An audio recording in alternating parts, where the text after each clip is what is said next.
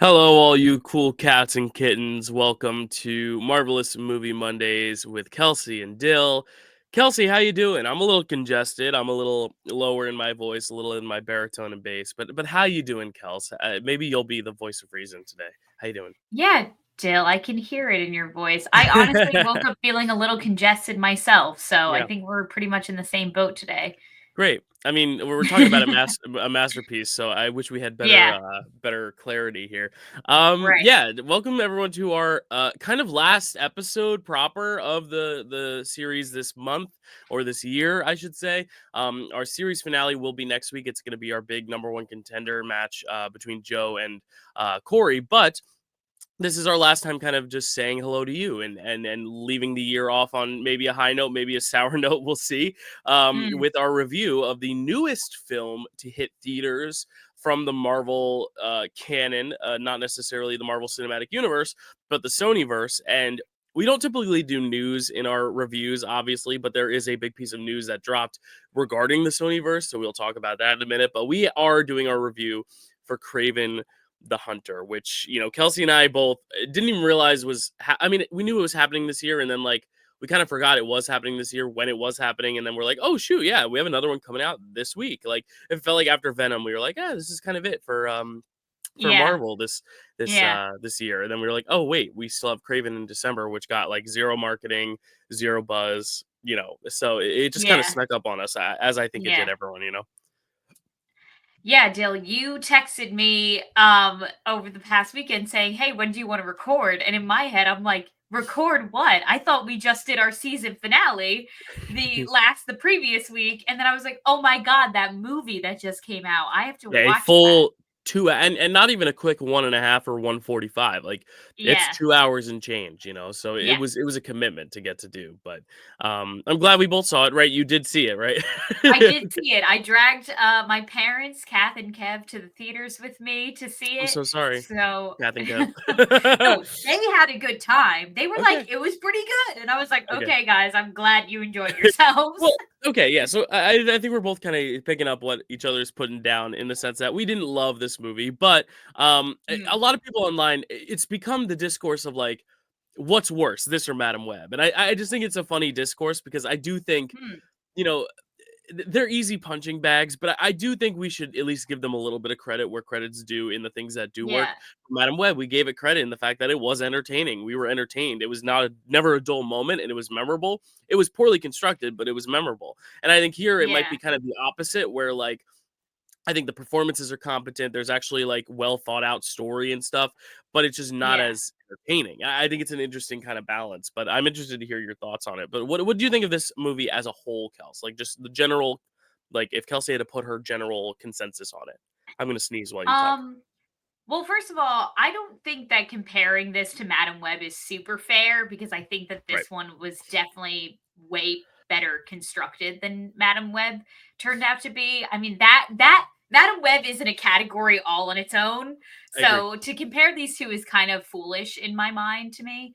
For me, Dill, whenever I walk away from one of these Sony movies, I always am left thinking about, wow, that movie could have been great if this happened, if this Right. was different. You know, I feel like all the elements are there, they just don't get put together the most effective way.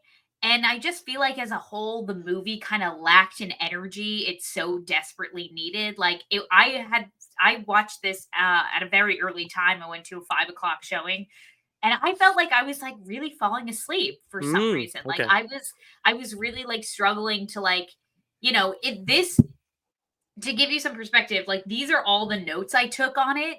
And it's because I felt really comfortable just like looking down at my phone every now and again. Like I feel Okay. like, you know what I mean? Like it Yeah. wasn't holding my attention enough for me to be like, oh wait, let me finish this and let me drop this down really quick. Like, okay, now I'm Right. back to the movie. You know what Yeah, I mean? Like it wasn't like the type of notes where you have to watch your scribbling, and when you look it back, it's like the note is yeah, here because you weren't looking. It's like no, yeah, you were able to like fully format paragraph indentation of the notes while yeah, watching. Yeah, no, I agree with you. I think it's really funny because like the first hour of this thing, there.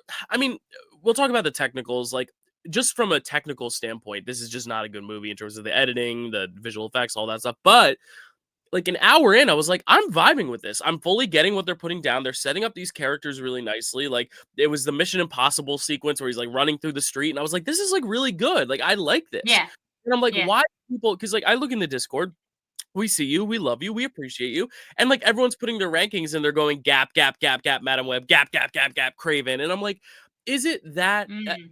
I was like, why am I not getting that? And I was like, does it become the so bad it's good type of Madam Web? Because Madam Web, I said it would be my number 3 this year in terms of enjoyability because I just enjoyed the shit out of it, but it is not a good movie. But here I was like, this is a fine, competent movie. I don't know where it loses people, and then immediately after it Mm. lost, like it started to Mm. derail very slowly into what you kind of hinted at, like almost boredom. Because I was like, okay, they're juggling so much, but because they're juggling so much and not committing to anything, I don't feel particularly engaged in anything. And then by the end, it fizzled out, and I was just like so done and over it. Like about an hour 40 in, and then like it went on another 20 minutes. So I think that's the problem. Is that, like you said, it's like where did it go wrong? And I think there is a pivotal point kind of where it goes wrong. And I do wish it had just, I don't know. You said there was an energy lagging. I felt that as well. But like that first Mhm. hour, I was really digging it to where I was like, I really don't know where, like, I was ready to say, this is probably better than maybe all the Marvel films this year. Like, I think this might be, like, I'm more engaged in this first hour than I was Venom, than I was Deadpool. So, like, I really did see a world where this could have been like, my favorite Marvel movie of the year, and then it derails, and I'm like, damn, like, and it feels like such a pattern with Sony where it's like they just haven't been able to get it right. Morbius, Madam Web, like all these movies that like I don't know, like Venom, I have a soft spot for, but like those aren't the finest crafted movies. Like it's just like I just don't Mm. know what went wrong, and I think we have to address the elephant in the room. No pun intended, because animals, and we'll talk about the animals and the poaching and all that, but Mm. Sony announced this week. They basically announced that this was going to be the last Sony versus Marvel film. They were basically like, we just can't continue it. Like it's just getting poorly Mm. received after poorly received. And like I think Madam Web and this being the 1-2 punch, and I think that might be why people are comparing this to Madam Web so much and like kind of putting them both on the same like low pedestal of like this sunk the studio. But it really is interesting because it looks like, and there hasn't been like official confirmation yet, because who knows, maybe Yeah. a herd of people will go out and see this and it'll make $1 billion. It won't happen, but who knows? But Yeah. like, I think it's a shame because the Sony movies, I like the idea of like being able to explore these other characters, like disengaged from the main core heroes. But it's also like, if you can't get it right time after time after time, it's like, how many times do you keep trying before you just give it up? And it looks like they might be throwing in the towel. But I don't know if you had Yeah. heard that news, Kels, or if you have any response to it. But like, are you feeling burnout from these Sony movies, or do you think they should keep giving it a shot? Honestly, Dill, this is breaking news for me. First of all, second of all, it feels uh, I don't know if it's how you delivered the like the tone of the news, but I just feel like in a weird way they're kind of blaming us. They're like, "Well, you keep giving us bad reviews, so we're not making the movies anymore." And it's like, you're the studio making bad Right. movies. Like And we it's not, wouldn't and it's review not, them poorly if and they it's were not good. right. And it's not like Sony is like consciously making bad movies. I like, they did the Spider-Verse movies, which are great. It's just this Yeah. like small group of like it's the Spider-Man villain spin-offs. Like that's really what it is, because it's Yeah. not Sony. Yeah. Because like we've seen Spider-Verse is successful. It's really just these villain spin-offs that is like not working. And I think a part of Yeah. it, and I thought about it toward the end too, when they try in the last 5 minutes to be like, no, wait, Craven's a villain, guys. You can't root for him. He's a villain. I was like, "Oh Mm. yeah, that's right. They're villains." And I think that's the hardest part that I've Mm. had with all these movies, even Venom. It's like, yes, they are the protagonists, but it's hard to make a villain of another one story the protagonist of its own film. And it's why I also don't like the Joker movies. It's like I feel like they're Mhm. trying so hard, like because Craven is our focal point, we have to root for him. He can't be a villain, but at the same time, they need to make sure we know he's still a villain to Spider-Man, so you can't like him. And I think that's kind of like Mm. you can't have your cake and eat it too. And I think that's been the biggest issue with this. That's why I think Madam Web was a little more refreshing, because they weren't trying to make Madam Web an adversary to Spider-Man. It was like, no, this is Uncle Ben, and this, and this is that. Whereas I think Morbius and even Venom and this, it's like, no, but they're still bad guys. Like you can't root for them. And I think that's where Venom Mhm. finally realized they're like, no, they should root for him. Like let's ditch the whole like he's a bad guy thing. And I think Yeah. like that's the problem this movie has, especially at the end when they try so hard to like give you these last like not third act, but like fifth act plot turns of like, oh wait, Yeah. but Craven, you're still a bad guy, and like I just Yeah, yeah, I think yeah. that's Yeah. my biggest issue. I think, and I think that is the issue is that without Spider-Man, it's like you have to either commit to making these guys under misunderstood heroes, or you have to commit to making them villains. You can't have both. Yeah. Yeah, absolutely. I mean, we can definitely dive deeper into like all of like the characters and where I think Yeah, like the main like area where I think the film went wrong and how the film could have been stronger if they, took some things in a different direction. But as far as like Sony kind of quote unquote giving up, like I mean, like, I kind of get it. Like, how many hits can you take before you finally decide, like, maybe this just isn't for me? And personally, I think that they would probably just make all of the money that they're losing on these bad movies if they just sold the rights to the MCU yeah. to Kevin Feige. Like, just give him Spider Man because you'll probably make all the money that you've been losing off of these movies. You know what I mean? Yeah, So, and I hate like monopoly conglomerates like that, but like yeah, it's at the point where it's like if it's not working, maybe it's time to part ways or just stop them. Like honestly, I think the yeah, superhero market is so oversaturated that like it was kind of refreshing to only have one MCU film this year, and like I yeah, didn't love for it, so sure. it sucked because I was like, the one MCU film this year was a dud for me. But it's like honestly, there's something refreshing about not getting 3 a year, and I think, like, Hmm. maybe that should be a sign that, like, it's not the fact that you're making a lot of bad movies, it's that you're making a lot of movies, and I think you're not putting time into one project, and that's why I'm glad Beyond the Spider-Verse got delayed because it's like they were gonna rush that out for April this year, and that Hmm. like, the last one came out July of last year, that's less than a year turnaround. And I'm glad they're Hmm. taking the time to really make it great, all the behind the scenes controversies aside. Like, I really do think it's like one of those things where like you take the time to make it good and it'll be good. The problem is I think they're just rushing it out. And I think Sony is having the problem that Marvel had like 3 years ago, where they're like, oh, we just did too much. Like 2021 for Marvel was a lot. They did way too much. And it Hmm. resulted in some projects getting backlash, like, like with Eternals. We loved it, but a lot of people didn't. Like, all the Mhm. series and having to keep up with every little thing. And then, oh, let's do animation Mhm. now. Like it was just too much. And I think that's what Sony's running into now. And it's just like at this point, you don't have your Iron Mans and like Avengers to keep it alive because that was Venom and now Venom's over. So it's like you don't even have your backbone. So now like what do you have to fall on? Like if you do trial and error and it's all error, then like you don't have that core like, well, we can always go back to Captain America. Like they don't have that anymore. Mm. And Mhm. like Marvel had the Guardians, like they had or MCU had the Guardian, like they had all these things that like, if Eternals didn't work out, Guardians 3 is coming around the corner. Like they don't have that now with the Sony verse. So I think that's also the problem is like they don't have their key, their core, their like, through line that the MCU did, if that makes sense. Yeah, Dill. And I think that at the end of the day, when a studio goes out to make a superhero film, like I think that they need to either like it needs to fall into like a certain like one of three categories, right? Like it needs to be like super cool and fun. Like you just need to make it like as fun as possible. Like if you're gonna make it like a Deadpool comedy type of thing, like and have like really cool action, like and just make it like a fun time. Like nothing super deep, nothing super serious, but as long as it's fun, it's okay. Or like you need to it or if you're going to take it into a more serious direction, I think they need to ask themselves like what do they want to say with this movie and with this character? Yeah. Cuz at the end of the day, like after I watched Craven, I was like, okay, but like why did we need that story? Why did we Right. need like that like what was the significant message behind Yeah. all of this because And I it think, did feel yeah, like they wanted to take it in a more serious right. direction, And you the know. first like I said, the first hour, like the first half, it was so clear in its messaging of like the father kills animals and this guy basically Mhm. wants to save the animals and be one of the animals to combat his father. And Yeah. it's very wicked, right? Like, like I want to save the animals, so I'm gonna like go against the ones who are harming them. But it's also like Yeah. then like they totally lose sight of that. It's like then the Mhm. father becomes like the person that he's trying to help. Like I think that's a problem too. And I think it's a problem Mm. that a lot of people have with one of my favorite movies, Spider-Man 3. There's too many villains, and the villains here, like I didn't know who the main villain was for a large portion of it. I'm like, wait, they're setting it up that like the conflict, like the father's the villain, right? Russell Crowe is the villain, and then it's like, oh wait, no, now his son got captured, so now Russell Crowe is the one we're trying to help.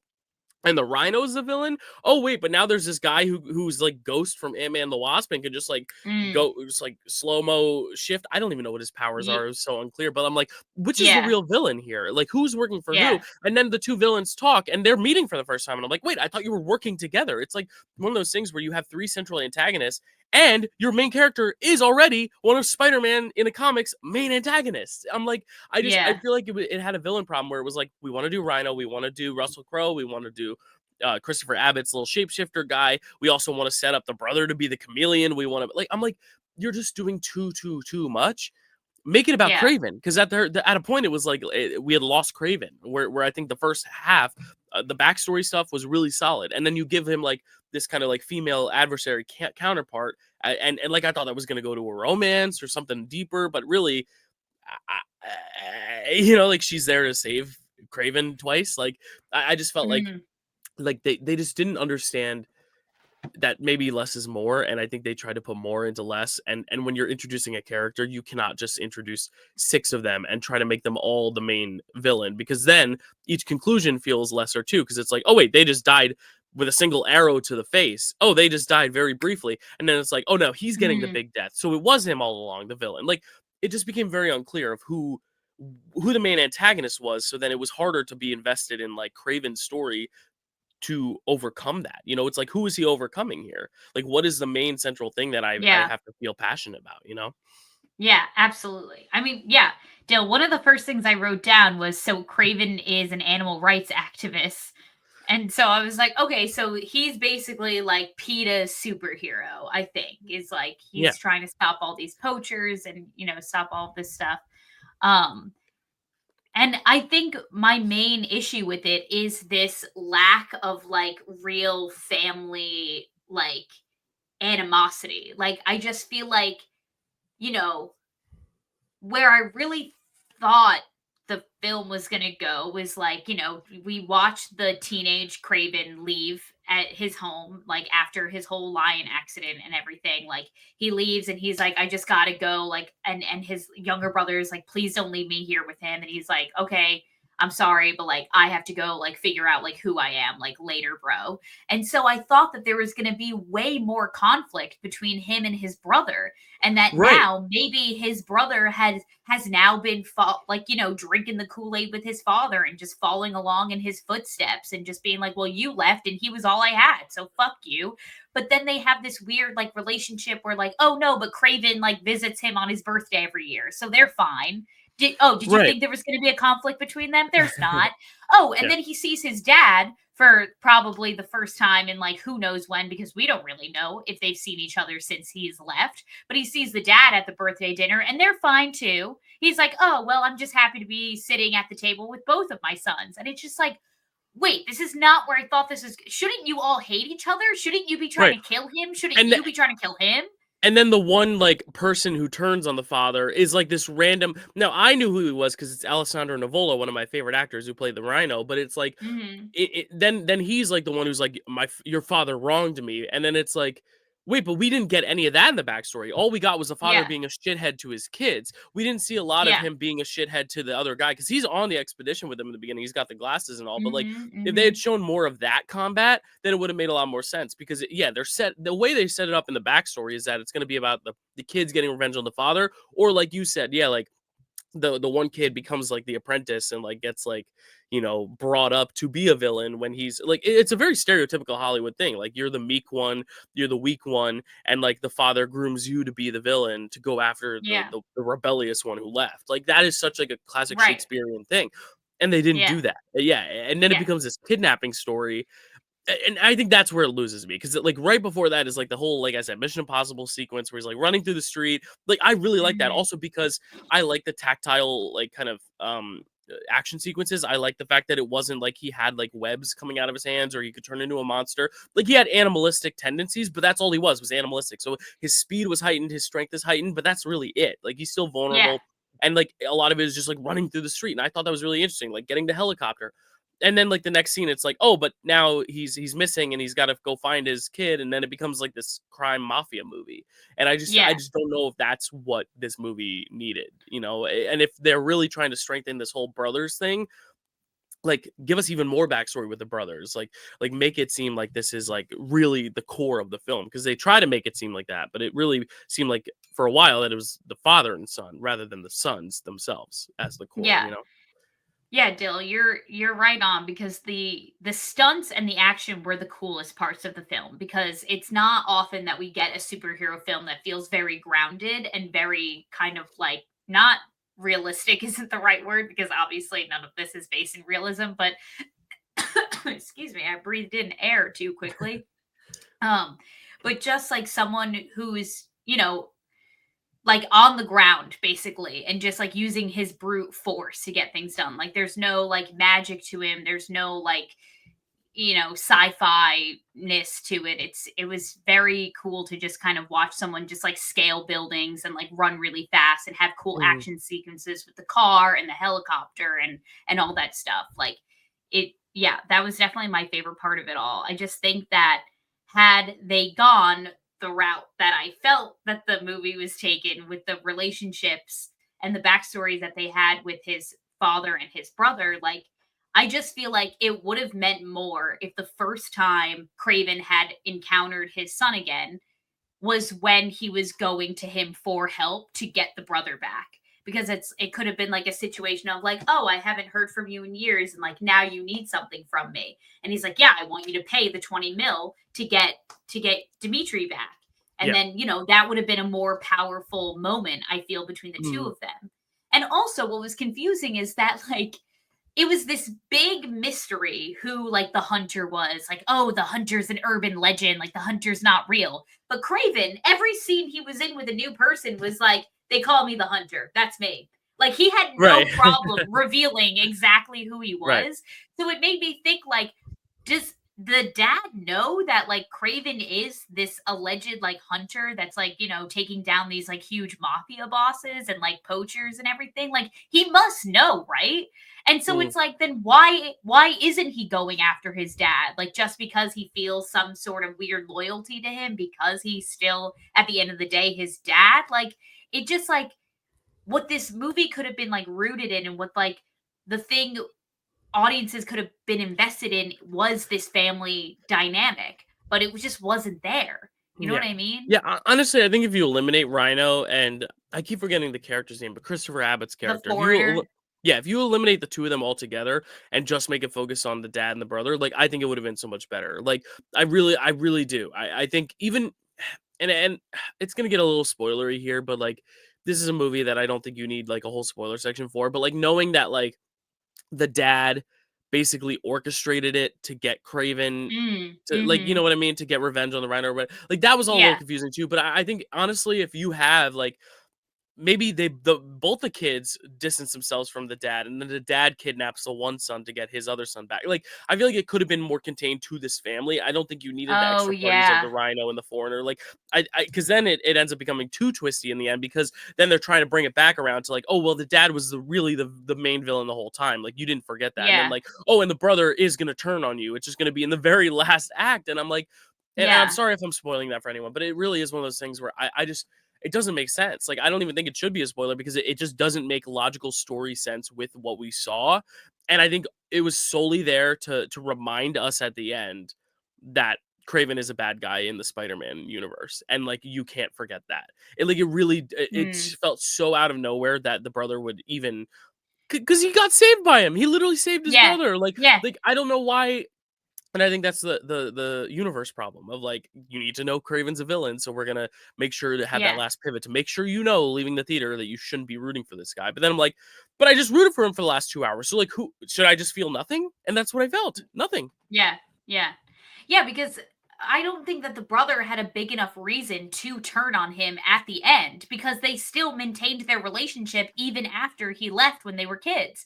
Had Craven cut off all contact to the brother and really abandoned him to be with the dad, I think that would have made so much more sense for him to have, like, no, like, I don't care that you just saved me. Like, you still weren't there for the last Right. 16 years of my Oh, life.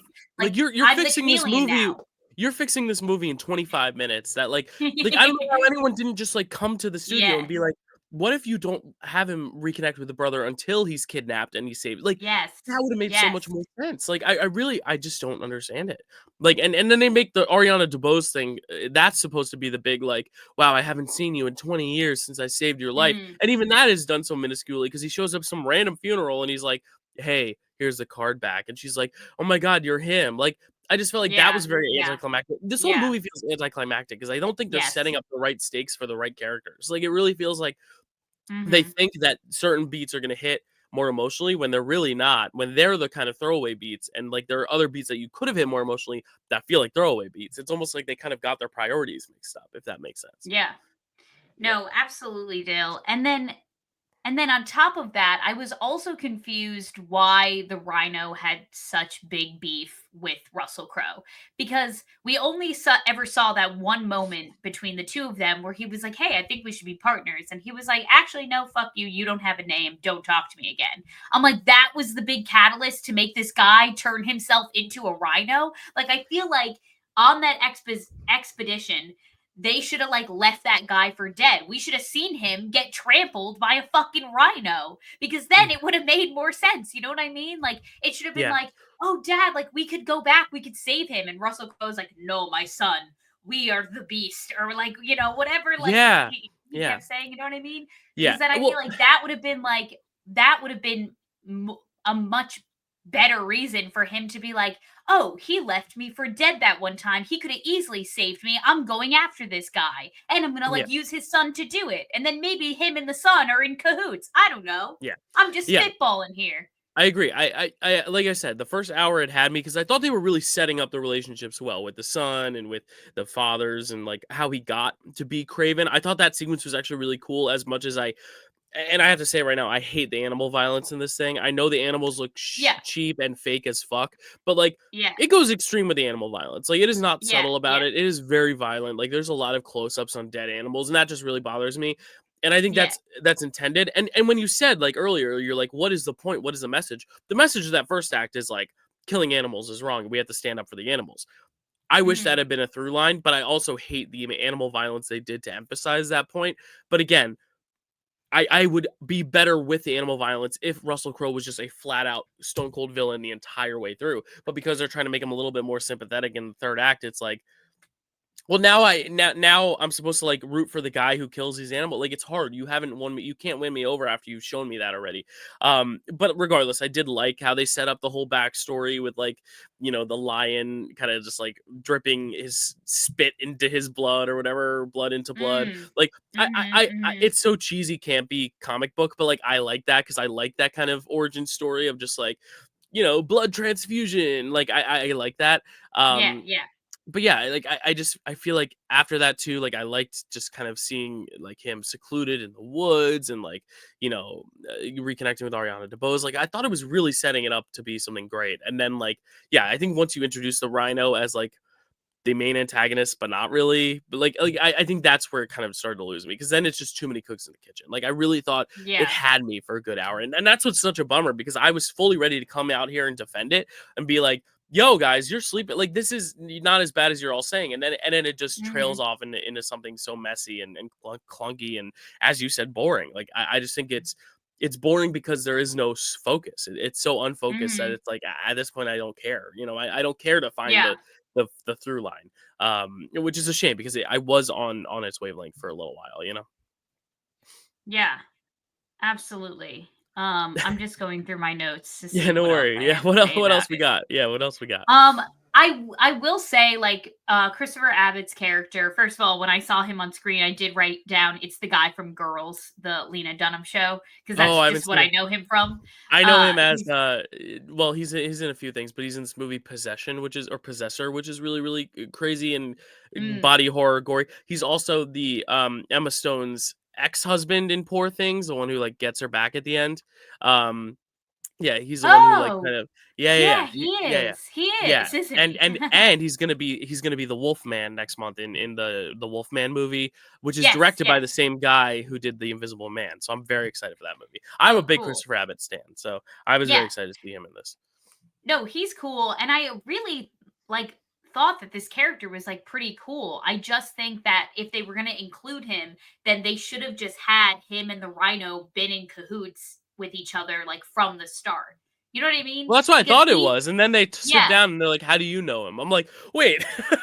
right. Yeah. And Yeah. then I must have been taking a different note like as he said it because in these Sony films they have very quick moments of exposition. We get one right off the bat when Russell Crowe brings them into the limousine and they're like, "Well, your mom killed herself and so now I'm going to take you to hunt now." Like it's just like very quick moments like that where they have to like throw in some backstory really quickly. And I'm sure that's what Christopher Abbott did in that moment, but I must have just been writing down a note because I totally missed the whole reason why he was going after Craven to begin with. Like I think it was something along the lines of like, "Oh, he killed someone I knew and so now I hate him," probably kind of thing, but I Yeah. don't even Yeah. remember. I don't remember enough for it to stick. I do remember him saying his Yeah. motive, but it was very half-assed, you know. Yeah, Um, for and sure. that's the thing. It's like these motives seem half-assed, and the one that seems like we've seen the motive is with Russell Crowe and Craven, and that is not delivered upon until the very final minutes. It's like it's so frustrating. Um, Yeah. did you okay? This is something I've been seeing a lot of criticism of online.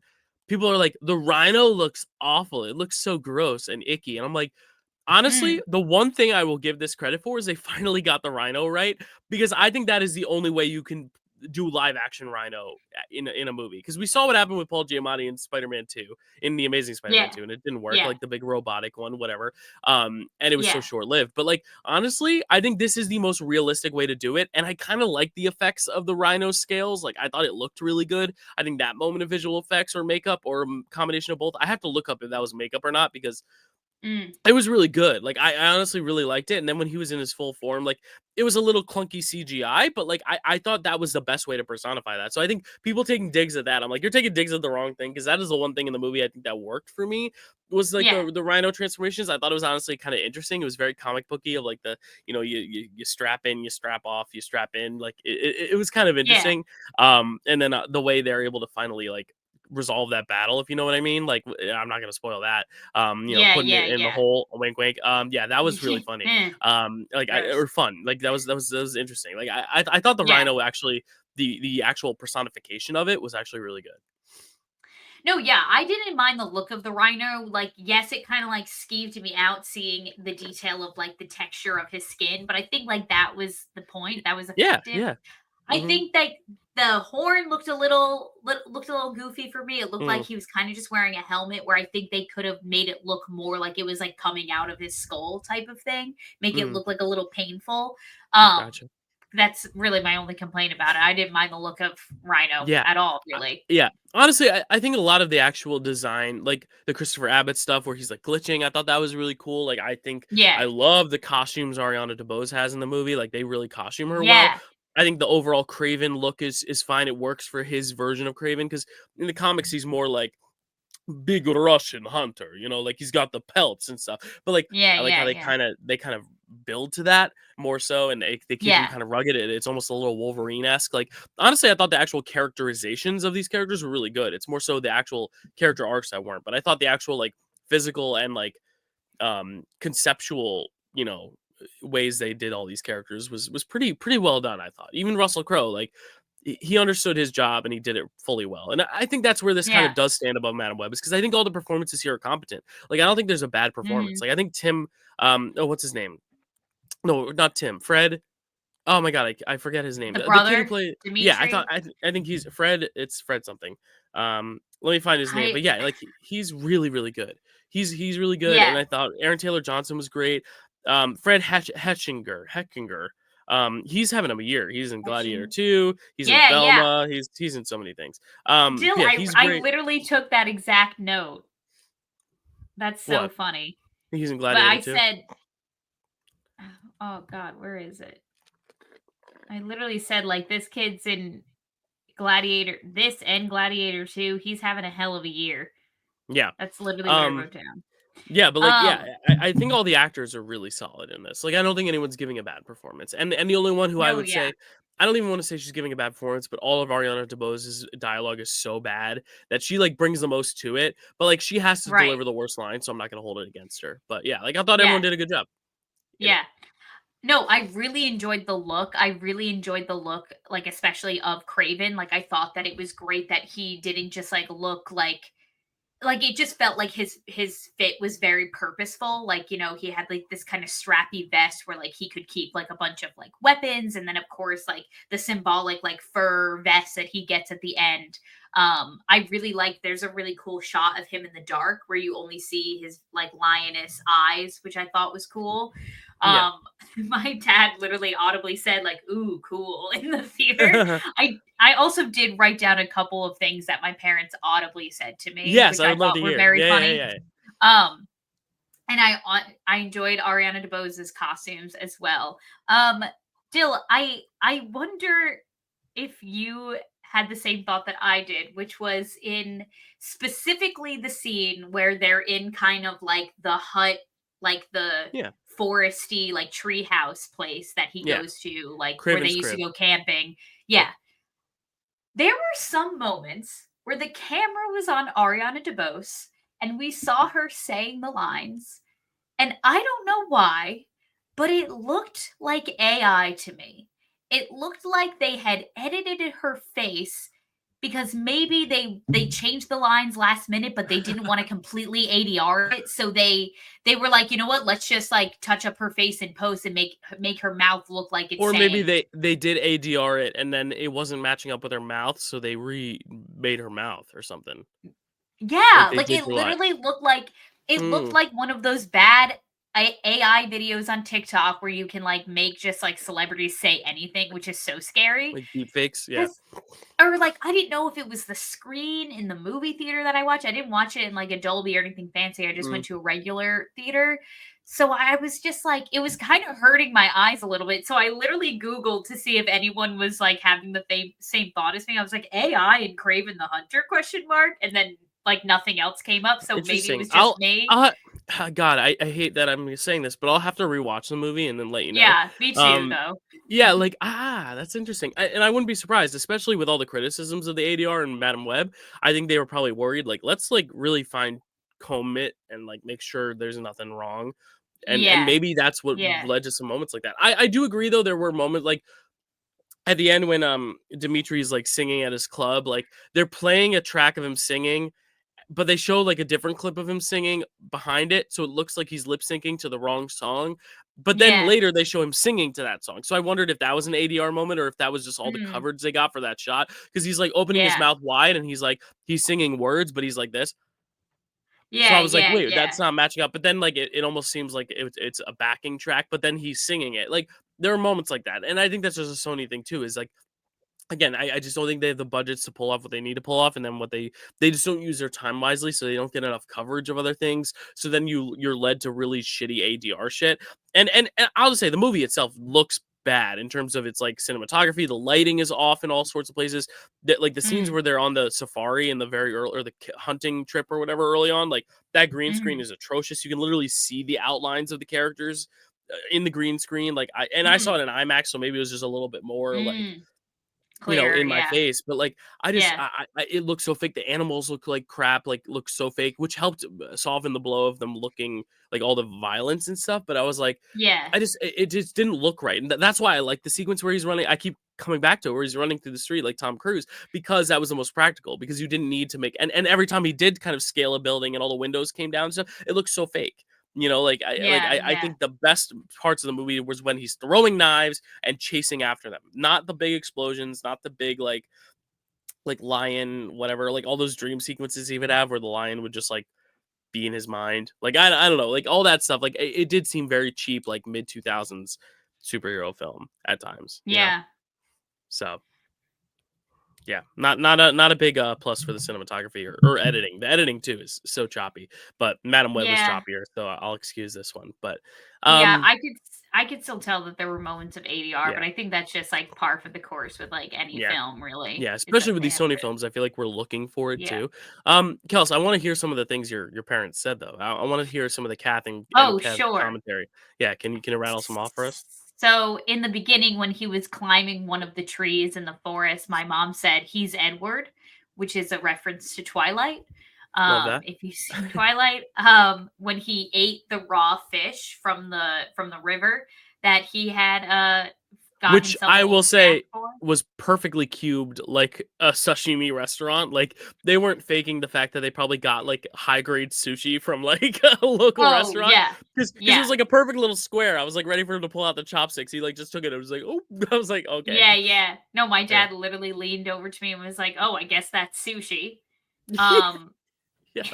when he was scaling the building to get into Ariana DeBose's like law office where she worked at, my mom said he can't just take the elevator. Yeah. And then we get an elevator sequence, which is so awkward, stolen right from Spider-Man. There's so many shots in this thing that they were so clearly paying homage to other movies. Like, the running stuff is all Mission Impossible. The scene where he's like getting dragged by the lion and his hand is like grazing the grass is Mm, straight out of Gladiator. Like, there's shot for shot from Gladiator. And then the scene where mm. he's in the elevator is straight from Spider-Man 2. But Spider-Man 2, it works so well because he's in his full getup. But here it's just he's Oh holding his yeah, shoes, he's barefoot, and he's like, "I hunt humans." Huh. yeah, And yeah, like, it was so awkward. Like, they were trying to make a funny bit, and like you were saying, it's like you either have to commit to the fun of it or the seriousness of it. And this commits to yeah, serious, but then it has those moments where it's trying to be like, "Ha, we're MCU, quit be funny," and it's like, what? It was so yeah. awkward. Yeah, Ugh. that's what I mean, Dill. Like he was literally telling everyone he knew that he like was Craven the Hunter. When like if I were him, I would be like, "Oh yeah, that hunter guy, that's totally a myth. I wouldn't believe that if I were you." You know what I Right. mean? Right. But he was just like literally random man in the elevator. He's like, "Yeah, I'm a hunter. I hunt humans." Like anyway, Yeah, it's just when weird banter. I think that I liked that they were kind of like had this mystery kind of floating around Ariana DeBose's character, especially at the end when she's got the bow and arrow and everything. I just wish that they didn't do it in such an obvious way. Like all I feel like all that moment needed was maybe she finds all the weaponry and then maybe there's just one long look at like a bow and arrow. And then I feel like that was kind of like all it needed for the audience to be like, "Oh, maybe something's going on here where like she knows her way around a bow and arrow type of thing." Yeah. But she had this whole like corny line about how like, oh, like, you're not the only one with secrets. I went to summer camp growing up, and it was just like, okay, I didn't mean that. Yeah. But when she killed the foreigner, my mom was like, "Ooh, she's a badass." And then when the rhino went into his full form, she leaned over to me and said, "You know who he looks like?" I said, "Who?" And she said, "Thanos." And I said, "Okay, mom." So Yeah. it was just like, a few moments that made me chuckle. I'm never Yeah. taking them to the movies ever again because they'll talk like full voice. Like they It's think it's they're fun. being quiet, but they're not.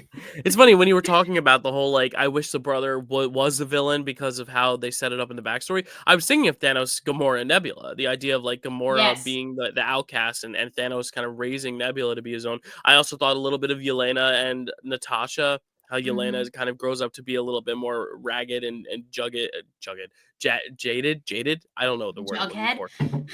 Not really, like, jaded. Is jaded a word? Jaded. Kinda, yeah. Like, she's a little more rough and tough, and, like, Yeah, Natasha's a little more even keel one. Yeah, like, I think it's just such an absolutely. obvious plot, and I guess they were trying to not go for the obvious, but in doing so, they just I don't know. It just doesn't fulfill any of its story beats. Are there any other Yeah. moments we need to tackle? Obviously, they don't set up anything. There's no post credits because, as we've learned, this is the last of the Sony movies for now. Aside from Right. Beyond the Spider Verse and maybe some animation, but like, yeah, like what else is there to say? We did sit there for all the credits, and then when there was no post-credit scene, my dad exclaimed to the whole theater, "I want my money back," even though I was the one who paid via my A-list. So I don't know what he's talking about, but That's funny. they were just very funny at the end. Yeah. Um I think I do want to point out some things that I did like, just some like, some positives I did want to Yeah. say about it. Like early on when he's a teenager, and he kind of goes after his first set of poachers in like the fields of Siberia. There is a really cool shot from a distance that's kind of like low in the grass where you kind of just see the silhouette of him Yeah, I really like. like Yeah, punching the that guy, first and then he hour. stands up. Yeah.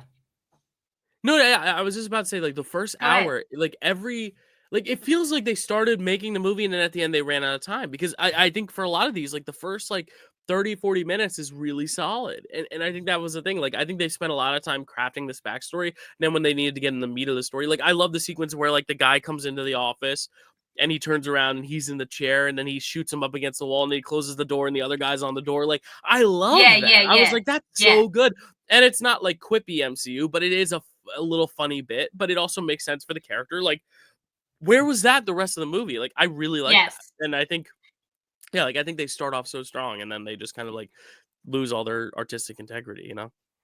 Yeah, I did think that, like, Ayler, oh my god, I just Ayler try to Taylor say his Johnson. whole I tried to say his whole Taylor name at Ayler once. Johnson. Aaron Taylor Johnson was super cool. Obviously, he's also very good looking. There's just no getting around that. Yeah, What, do good you think looking dude. I wasn't gonna bring that up in this review? Well, He that's also also has why I don't know why they sorry, I keep cutting you off, but No, I go keep ahead, thinking go of things ahead. that piss me off. I understand like you don't need to make everything about a romance. Like women can be their own independent thing and like you can stand but Uh-huh. like this is the movie where you could have had the steam. You could have had you're like these two sweaty people in a jungle and he's like this jungle man like Jump His Bones is an R-rated movie. Like, what the fuck? Yeah, What are we yeah, doing? yeah. Or like, give her someone at least to like. I don't know. It just felt like she was merely there to serve a plot purpose. Like, and I think because they Mhm, set it up at a young age that they have this connection. Like, this is the time to actually make it a romance. It's like, oh, movies are so mhm. sexless nowadays, and like they, I don't know. I don't know. Yeah. He had this really good moment in the beginning where he kind of got older and he was taking on more poachers and he was speaking Russian to them and he was like why are you doing what you're doing? And one of them just stood up and said in English like because we can. And then he like switched from his like very quiet like Russian to just saying like full voice like oh because you can. And I just thought like that was like a really interesting choice. I really like that moment. Um, the I wrote down the Rhino from Amazing Spider-Man 2. Yes, Mhm. Kelsey, good job. Um, um, oh, this in Gladiator 2, this kid is having a good year. Yeah, Oh, they had this like perfume moment in the restaurant when he was walking into the brothers club where he like, I like that too. they're saying like his giving an example of how his senses have been heightened and so he like sniffs the perfume. And she's like, "Oh, well, I'm actually not wearing any perfume." And like, I understand like the twist of like, oh, it's because he was with another woman. Yeah, But I also thought for a second because she was wearing this fur coat that it was like, oh, he's actually smelling like one of his friends or something, and that he was gonna like go ballistic on this girl. You know what I mean? yeah, because then he's like, "Oh, you would have found out sooner rather than later." I Yeah, thought yeah. in a split second, I thought the same thing. I thought he like instead of cologne, she put on like animal piss or something. Like she got like her cat Ugh. pissed on her or something, and he was like, "Oh, good cologne," and she's like, "I'm not wearing cologne." He's like, "Oh Oh, shit, her cat yeah. peed on her." But then it took a different route. I like the route it took though. I like the whole idea of like, oh, he was wearing perfume too, but like. Yeah, like it was a little confusing though because it was like I feel like his animal senses were heightened, but like I don't necessarily know how that translates to like human fragrances, but like, hey, whatever. You know, I guess it's just overall heightened senses in general. But Yeah, I guess animals have like a keener sense of smell, I guess, because they don't yeah, have I don't know. His mm, also like his like sight moments where he could like zoom in to like what was happening from like a really far distance away was cool. yeah. There was this one moment made me laugh out loud, and Okay. that was when he first walks into Ariana DeBose's law office and they think that he's like an intruder. So a kind of like security guy comes up with him, like taser in hand, and is like, hey, like, you want to start making your way like downstairs, buddy, or like, I'm going to tase you. And he just looked at him and said, there aren't enough bolts in the world, my friend, Yeah, which I thought was funny. that was good. Um, yeah, I just, cool shots of his eyes in the dark. I Mm. like his look. Oh, bear trap to the face. I wrote down Love that. exclamation point. Another Yeah. thing, yeah, like the R rating, I looked up like 2/3 of the way through. I was like, "What is this rated?" Because I feel like they were holding back still. Like I feel like if you have that R rating, you should really go for it. Like it felt like all those like moments of violence and stuff were a little too split. Like it was a split second. I would have liked 2 seconds. Like I would have liked just a little bit longer. Like if we could watch a Saw movie that's rated R and watch the full bear trap to the face, then we can afford an extra second of bear trap to the face here. Like I Mhm. felt like it was a little still toned down. Like there was a few F-bombs and stuff, but like I felt in general they could have gone a little further in showcasing the violence for the humans, like, and instead they tried to prolong it on the animals. I think it's Yeah, they yeah, had their yeah. priorities fucked again. Like, I think honestly, spend a little bit more time showing us these human, like the arrows and the flesh and all that. Like, I don't know. I just feel like they fetishize the wrong type of violence in this sense. Like, I did not need to see Yeah. the lion's face on the wall. Like all that stuff. Just like, I hated it. But you know, Yeah, there were some moments where I was definitely like covering my eyes still, like during that whole sequence in the jungle where he's like, picking off the rhinos, like kind of henchmen with the bear trap, and then the mm, guy who gets dragged to like getting like split up the yeah. middle. I was like, oh, like I had to The cover my camera eyes. just cut away too fast, though. I would've liked a little bit more Yeah. gnarliness. I don't know. I feel No, like for that no, type I of get it movie, though. yeah. Yeah, like a Yeah, killer hunter. if you're gonna give the R rating, you call this guy the hunter, like, it should be pretty brutal. They definitely could have leaned more into the brutality, especially Of because the they humans. were seeming of the humans Just specifically, clarify. yes. Because we are pro violence against humans, we are not pro violence against animals. Well, we're not Oh, I is don't that think I'm sorry, is that not the I think stance we're taking? we're anti-violence against anyone, but in a movie sense, especially anti-animal violence, but okay with human violence in a fictional setting. Yeah. Yeah, yeah. Okay, yeah, I'll stand behind that, sure. Um, Okay. Especially because in the first act, they seem to be setting it up so well with all of these, different moments of like, the guy walks in and he's like, "Oh, where's the other guy?" And Craven just goes, "You're standing in him." Yeah, And so good. which was Like, good. I Yeah. love that. Like, it feels like 2 different people made the first half of the movie and the second. It really does, because 'cause you're Mhm. bringing up moments from the first half that I'm like, "I love that," Like, I Yeah, love that. yeah. I genuinely love that moment. Yeah. Yeah. What'd you think of the three motherfucker? What'd you think of that moment? Where did you like roll your eyes? It was when Ariane DeBose Oh shoots god, Cal. no, no, no, I no. she shoots the arrow in Foreigner's eyes because he has the whole like one, two, Yeah, yeah, yeah, three yeah, that yeah. he does. So Yeah, he yeah. went one, two, and she said three, motherfucker. No comment, no comment, Eye no roll. comment. It was the most Okay, obvious beat too, like, god. I sure. don't think he ever even gets to 3 in the movie. I think that's the whole point. It's like he never actually says 3, does he? Oh, I don't I think it's remember. always 1, Probably not. 2, and then he's like, "Chia," and then like the third time, Oh, 3 mother. got it. I don't. I like how she gets most of the f bombs in the movie. I do, but I'm just like, Yeah. because she also does it when he's like dead the second time, and she's like, "Wake the fuck up, Craven!" I'm like, Yeah. "Ooh, yeah, okay." They came one right after another, and I think the writers were like they had gotten to like minute 100, like 100 and fucking I don't know how many minutes are 2 Like a hours, 60 plus 115. 60, 120. So they Yeah, got to minute like 115 and they were like, "Oh yeah, this is rated R. We could have been putting in F-bombs this whole time." And they were like, "All yeah, right, let's put in 2 right now." You know what I mean? yeah. No, that could be very well what it was, but yeah. Oh, yeah, like 3 motherfucker whatever, whatever. Yeah. Not the worst part of the movie. Interesting. Um, I yeah, just can't anything else? hear fucker and not think of Samuel L. Jackson. So, Right. Yeah, and I he don't doesn't know. even get to say it in any of his movies or I TV know. shows. Did you give this a rating, Dill? I just saw it yesterday, so I don't know if I have like a definitive one. I was teetering between a 3 and a 4 out of 10, and I think the conversation is leading me more to a 3. But like that first half, Mm, I did think was strong. I think it's better movie than Madam Web, but I still enjoy Madam Web better. So I'll give it a 3. I gave Madam Web a 2. I'll give it a notch above Madam Web for the performances and like okay. good character dynamics in the first half, but like I'm not gonna go to the full 4 because I'm also looking at like my Letterboxd list for the year and like what I have in like the 3 versus 4 range, and I'm just like I'm not a fully comfortable putting it on the same like wavelength as like Argyle, Alien Romulus. Like those are movies I have 4 out of 10s, and like I think they're slightly better Mm, than this. Whereas like for my 3 out of 10s, I have like If, I have Mean Girls, I have Wolves. Like mm, I think that's kind of where I put this one at, like a 3 out of 10. yeah. So I'll say that.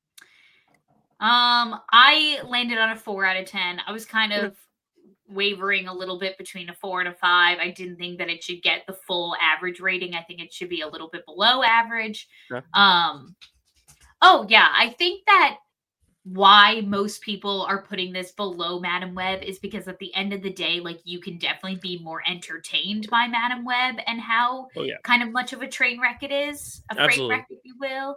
Yeah, And I it's think that's enjoyable. yeah. But at the end of the day, I do not think Madam Web was a better film than this one. I think that this I one agree. is like leagues above Madam Web. Maybe one league Yeah, above. I Leagues wouldn't say is a stretch. leagues, but That's a stretch. That's a stretch. yeah. One league above Madam Yeah, Web. I still do think Deadpool and Wolverine's better than this, even though I did also have that lower. Like, I'd probably put this Yeah. like sixth on my ranking if Madam Web is seven. Like of what we did, like because last episode we ranked the six. I think if this is the seventh project, I put it in the penultimate spot. I still think Madam Web holding down the four at the bottom is symbolic because it is a train wreck, but I did really enjoy it. So I don't know. I don't want to put Craven at the bottom just because I don't want to be like, yeah, it was the worst. Like I want the worst to Yeah. mean something. So Yeah. yeah, like I'll put this at 6 out of 7. But like, where would this rank in your projects? Would this be the very bottom or would this be Oh, above Madam Web? oh, Because you had, let me just I believe you go. had Echo in the in the five. You had Echo in the Yeah. five and Madam Web in the six, and I doubt it's going as high as the four. I don't think, yeah, I think it would go right in between Madam Web and Echo. I think I probably enjoyed So Echo also in the six. more than this. Um, yeah. Oh, what was I going to say? Oh, yeah. I said 3 categories earlier, but really just 2 because when I was watching this movie, I was really directly comparing it to, and this is so random, but like I feel like the 2 categories of superhero movies are the fun, cool ones, which I feel like Deadpool Wolverine falls under because that one is definitely more for entertainment than it is for any like real substance or anything like Right. that, which is fine. Like you can be entertained by that movie and you can have Yeah. a grand old time walking down memory lane watching that movie. Or you have a movie like Guardians Volume 3, which is a great commentary on like found family, what it takes to like save your friend, this great commentary about this great villain who wants to like fix people and he has this great line. I just recently watched this movie, which I think it's why it's fresh on the brain, but Yeah. he has this great line where he says there is no god, that's why I stepped in, and so it's like a Mm. commentary on like evolution and like becoming This is two or powerful. three. And three I'm talking Three. about with You're talking about the high evolution. the Okay. high Because it evolutionary. also sounds like something Ego would say. Like, you No, know, yeah, for sure. yeah. Yeah. But I just feel like there's because like Guardians Volume 3, I feel like has a clear message. It has clearly something it wants to say and it wants audiences to hear. And then Deadpool is, like I said, an amusement park ride that you scream and you have a good time and you get off the ride and you probably don't think about it for the rest of your day. Um, and I just feel like moving forward, superhero movies should try to fit those 2 categories. And if they Yeah. don't make them. So maybe Sony, maybe you're making the right choice by stepping away. There you go, and that's where we'll leave it. And that's where we'll leave it for our season. We are officially wrapping it up. Next week we do have trivia, and then that'll be the end of our season 5. Wow, no, season 4. Sorry, next year will be season 5. But Kels, any last words we want to leave the audience before we take a little bit of a hiatus, winter break here? We'll be back sometime mid-January with our What If season 2 or season 3 review. And any words you want to leave as we depart our fans here for the new year? Um, As she reads a cryptic text on her phone. sorry, I just got It's okay. an email. No worries. Um, what I would want to leave, I'm excited for the year to come. I'm excited Mhm. to get my new notebook for the next season. I'm Mhm. excited to see where our trivia league goes. I'm so excited to get back into you know, uh jumping back into writing and maybe competing a little bit. Who knows what's going to happen next season. And yeah, here's to season 5. Yeah, it'll be 5 because we did 2021, 2, 3, 4. Yeah, season 5 is coming Yeah, up. We're old now, season Kels. 5. Yeah, I'm just happy to be here. yeah, thank you for being a great co-host. I always thank our audience for listening, but like I gotta thank you because you make the time. We have the hardest show to film because we have to do it every week, and some weeks we have to prep a lot. Like those X-Men episodes where we had to watch like a whole season for a week was like a daunting task. But I think we took off we bit off more than we ever have chewed on the show this year. So we thank you all for being along for the ride. And if you want to go support our other podcasts and shows, go check out all that the Dill Pickle Movie Network has, and also go check out Kelsey's TikTok, her channel, her Instagram, all that stuff. And stay tuned for more, because we're going to be back season 5. We're going to be talking early in the year. We're going to focus on Daredevil, because Daredevil, the new series, is coming soon. So we're going to prioritize Daredevil in the new year. That'll be kind of what we hit the ground running with. And then getting into some first Avenger files, maybe some other stuff up the sleeve. I know we're getting the animated Spider-Man series. We're getting What If, like we're going to have some things to talk about in the new year very soon. So our January, February, and March are going to be pretty full. And then we'll start thinking of what we can do. And if you have any ideas of things you want to see in the new year, we are going to bring back our Hot Ones challenge in the new year, because that was very popular. We love our eating episodes. Maybe we'll do another Thanksgiving themed one where we try MCU meals. Like, we want to bring back some of the classics and like revamp them. We also have been thinking about like working towards another. We haven't really done a film ranking on here, but kind of just like revising maybe a film ranking if we have time to kind of just like, reestablish what our ranking is, at least for the films, not necessarily the shows. But something to think about. But with no Sonyverse, it might be a little easier to focus more on the MCU this year now, because this year was very focused on Sony and X-Men and like all the kind of side projects. So thank you guys for watching, and we'll see you very, very soon in the new year. And we'll see you next week for our trivia, but we won't do a proper like final address to you like we did today. So we thank you so much. You will see a new intro next year, same song, different clips, maybe some new layout stuff. I'm gonna try to revamp everything in the new year. So just giving us a fresh new start here as we approach year 5. But thank you guys so much for watching, and we'll see you next time. Bye.